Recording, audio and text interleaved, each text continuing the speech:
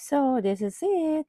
Mga ka-reels, mga ka-smile, the awaited day of our summer trip is officially started today.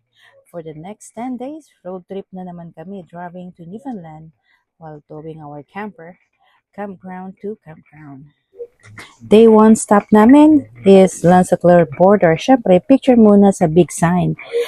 Been here so many times na pero I swear, hindi ako nagsasawa.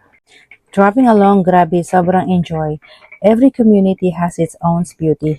May mga lighthouse ka makikita, may mga historical sites pa along the way. Parang bawat town may kanya-kanyang story. Pwede talaga mag-adventure escapade sa bawat community. Kanina dumaan kami sa Port Hope Simpson, Red Bay, Pinware, Lansalube, tapos Porto. Ang ganda ng view from mountains to ocean.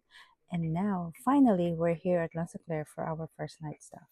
Maaga pa lang schedule namin na tatawid bukas, papuntang island sakay ng boat.